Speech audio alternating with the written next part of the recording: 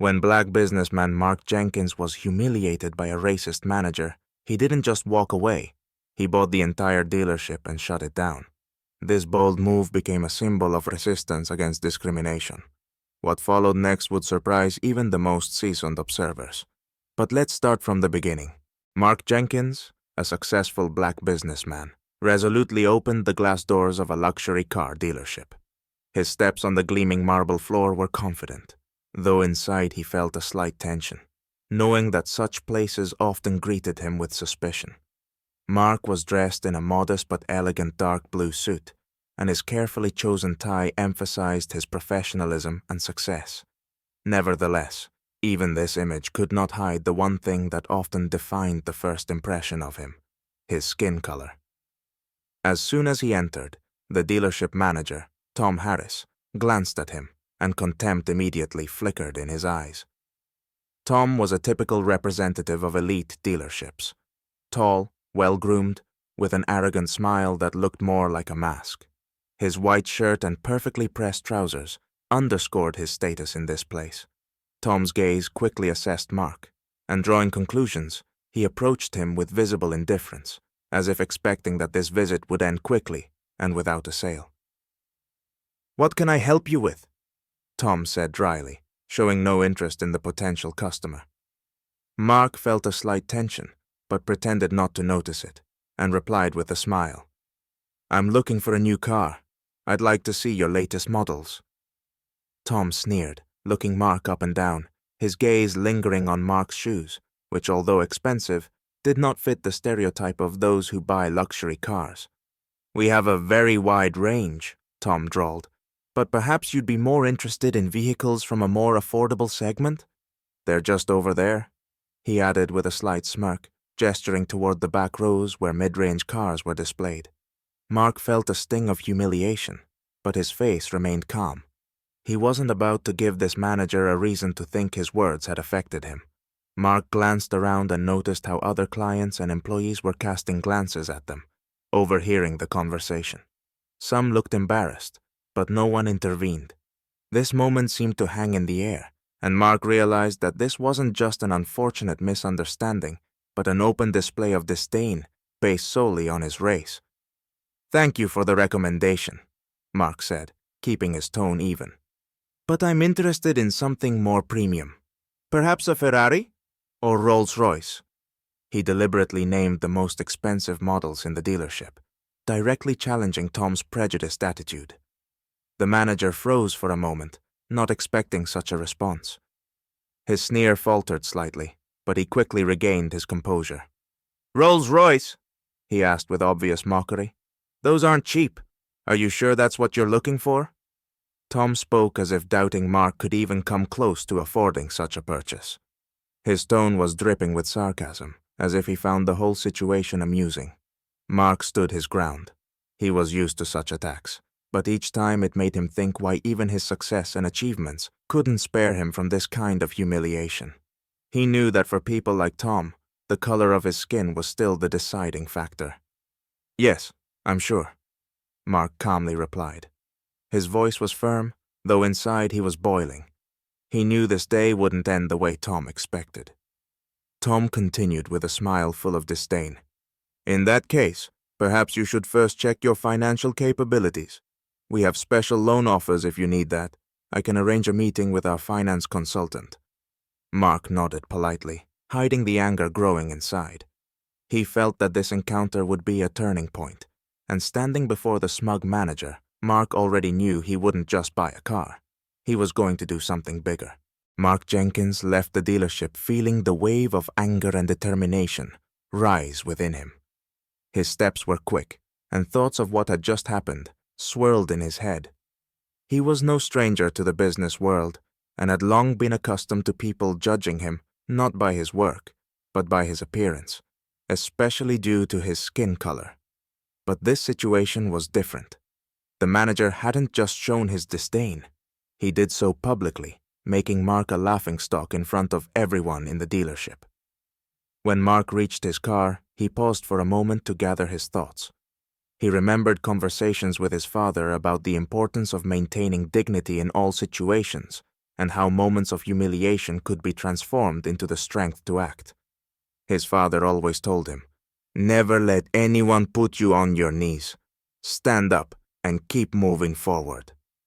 Those words echoed in his mind. On the drive home, Mark decided he wouldn't let this situation go.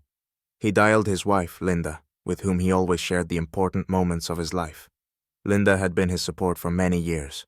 Her wisdom and ability to see the core of problems always helped him make the right decisions. The phone rang, and after a few seconds, her soft voice answered. "Hi, darling. How was your visit to the dealership?" Mark sighed, trying to keep his emotions in check. "Not as I expected. The manager insulted me. He didn't even try to hide the fact that he thought I wasn't a worthy customer. He thinks I can't afford their cars." On the other end of the line, there was a brief silence. Linda always deeply felt the moments when Mark faced such injustice. "Is it that same manager you told me about?" she asked calmly, though there was a slight note of anger in her voice. "Yes," Mark replied. "He did it in front of everyone, as if it was normal." Linda sighed, and Mark could feel her support even through the phone.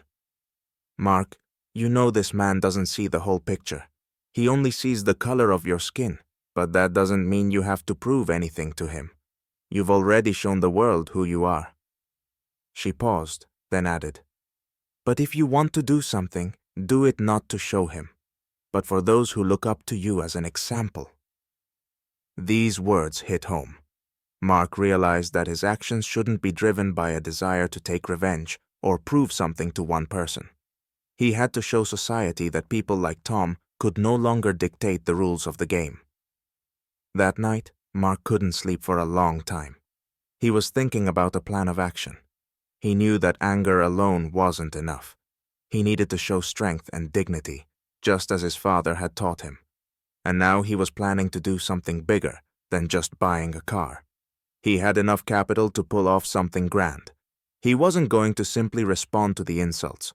He wanted to turn this incident into a symbol of how to fight injustice. The decision crystallized as night fell. Mark firmly decided that the next day he would return to the dealership and buy all the cars. That would be his response to discrimination, a financial, moral, and social victory. The next morning, Mark woke up with a firm resolve to put his plan into action. He called his lawyer to discuss the details of the deal and scheduled a meeting with a financial consultant. The plan was simple but powerful. Mark wouldn't just buy a car. He would buy the entire fleet to shut down the dealership and send a clear message that he wouldn't tolerate such treatment. On his way to the dealership, Mark felt a surge of strength. It pleased him to realize that his actions would symbolize a victory over systemic injustice. He understood that this incident would serve as an important example for many who had faced similar discrimination. He wanted everyone who heard about what happened to know, you don't have to endure injustice, even if it's difficult and requires determination. When Mark arrived at the dealership, he was joined by a team of lawyers and financial consultants he had invited to handle the deal. They weren't just there to process the purchase, but to ensure all legal details were in place so the dealership would have no loopholes. As soon as Mark stepped inside, the dealership was bustling as usual. Tom Harris, the manager, noticed him right away, and a look of contemptuous surprise appeared on his face.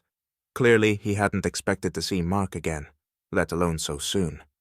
"Oh, it's you again," Tom said sarcastically, crossing his arms over his chest. "Back to really pick something in your price range?" Ignoring the taunts, Mark calmly said, "I'm here to buy cars. All of them." The phrase caught Tom off guard. His expression shifted to one of confusion, then disbelief. He didn't immediately find the words, and his previous confidence visibly wavered. "Excuse me?" Tom sneered, though his voice had lost some of its arrogance.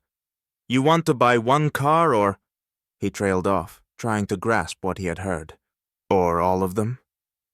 "I want to buy the entire fleet," Mark repeated with absolute confidence. "And I have all the documents and the funds to do it." Tom felt the situation slipping out of his control.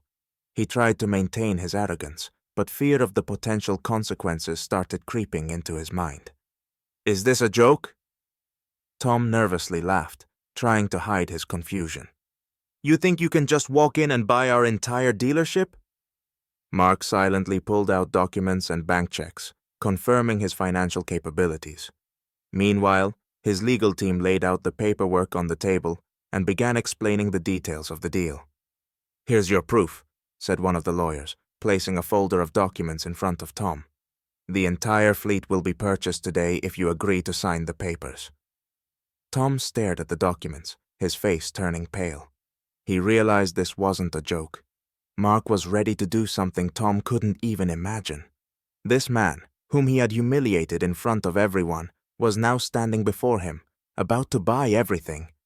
"Why are you doing this?" Tom struggled to speak, his voice filled with confusion and fear. "Is this some kind of revenge?" Mark looked him straight in the eye and calmly replied, "I'm not doing this for revenge. I'm doing this to make sure that people like you never feel entitled to humiliate others based on prejudice. I want everyone to understand that respect can't be bought, but it can be earned, and no one should ever feel demeaned just because of how they look." Tom realized that his usual tactics hadn't worked. This man was not someone he could break. The deal was signed. Mark was now officially the owner of all the cars in the dealership. The deal was done. Mark Jenkins stood in the center of the dealership, watching as employees and customers discussed the events in shock. Tom Harris, speechless, stood aside, realizing the gravity of what had just happened. He understood that he had made a catastrophic mistake, not only losing a client, but watching his own future crumble before his eyes. "And now," Mark said, gathering all the attention around him, "I'm closing this dealership. Starting today, it will no longer operate." These words, spoken calmly but firmly, sent a wave of shock through everyone present. Some whispered, others stood with their mouths open, not believing what had just happened. For many, this was a symbolic act. The man who had been rejected because of his skin color had not only proven his strength and wealth, but had taken control of everything that had been used against him. Tom, feeling a growing panic, approached Mark, trying to hold on to his last hope. "Please," he began, his voice no longer arrogant, now sounding pleading. "You don't have to do this. We can work something out. I made a mistake, but we can fix it. Let me at least stay in the dealership." Mark looked at Tom carefully, assessing his words. He saw that the manager had indeed realized his mistake. But for Mark, this was more than just a personal victory. This was a lesson for everyone who continued to live with prejudice and racist views. "Your apologies change nothing, Tom," Mark calmly replied. "Your mistake wasn't in your words, but in how you treat people. I'm not here to give second chances. I'm here to show that this can't go on anymore." Tom stepped back, his face turning ashen. He understood that he had lost not only his job, but also his chance to salvage his reputation. At that moment, all his confidence crumbled, and what remained was only regret. Ignoring Tom, Mark walked out of the dealership. Outside, journalists and photographers were already waiting for him, having heard about what had happened. Cameras clicked, microphones stretched towards him, and people in the crowd whispered, discussing his actions. "Mr. Jenkins, how do you feel after such a move?" one of the reporters shouted. Mark stopped, turned to the crowd, and calmly answered, "I didn't do this for myself. I did it for those who face discrimination every day. This is a step toward changing our society. I want people to understand that no one should endure humiliation just because of how they look or where they come from." His words were met with applause. This was no longer just a story about one man. It became an event that resonated throughout the country. Mark Jenkins' story became an example of how to stand up to injustice and fight for justice. Days later, the news of the dealership's closure went viral on social media and news programs. People across the country discussed Mark's bravery and his determination to stand up against discrimination. His act became a symbol of the fight against racial injustice. Tom Harris, having lost everything, found himself in a situation where he had to rethink his views on life. He lost his job and respect, and now had to rebuild his career, realizing his mistakes. His pride was shattered, and what remained were only regrets. As for Mark, He opened a charitable foundation to support Black entrepreneurs and those facing workplace discrimination. This wasn't just his personal victory, but a contribution to the fight for equality and justice for all. The story ended on a high note. Mark not only proved his strength and dignity, but also became an inspiration for thousands of people, showing that even the most difficult and unfair situations can be overcome with honor and determination.